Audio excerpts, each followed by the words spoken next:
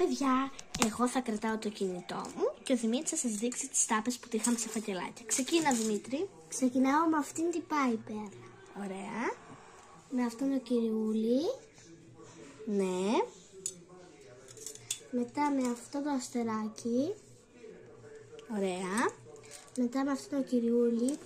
Ναι. Μετά με αυτό που βγάζει φωτογραφίες. Και αν Ναι. βγάζει. Μετά αυτή τη μάγισσα. Ωραία. Μετά αυτό το κυριούλι. Ωραία. Μετά αυτόν. Μετά αυτό που δεν τον ξέρουμε πάλι. Μετά αυτήν την κοτούλα που είναι κύκλος.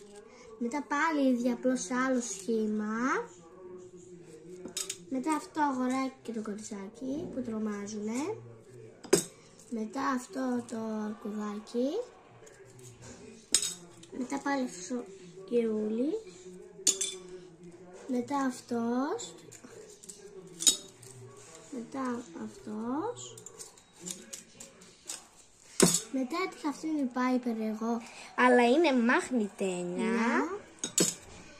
Μετά τι έτυχε ο Δημήτρης? Αυτή με την ομπρέλα την Piper. Μετά, Αυτό είναι σαν βασιλιάς. μετά εγώ έτυχα αυτό το ανθρωπάκι περίεργο. Έτυχε αυτό. Δεν ξέρω ποιος είναι.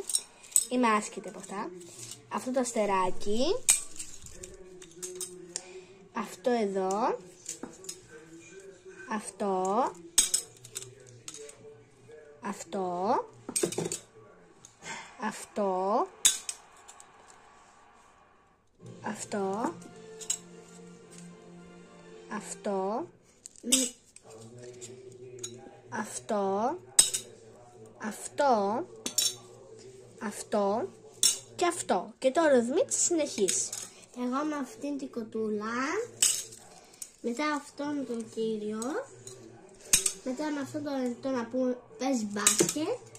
Μετά αυτό το σκυλάκι που μου αρέσει πάρα πολύ και την αδελφή μου, της αρέσει. Και μετά αυτό το κοριτσάκι που αρέσει μόνο στην αδελφή μου. Μετά είναι αυτός ο κάδος που κάνει μάλλον τα σκουπίδια. Βασικά δεν παίζει να είναι πυροσβέστης. Αυτή είναι μια κυρία που κάθεται στην παραλία. Αυτό είναι ένα διαμαντάκι. Αυτό είναι ο κυριούλης. Και τελευταίο είναι αυτό. Γεια σας παιδιά, αν σας άρεσε το βίντεο κάντε like,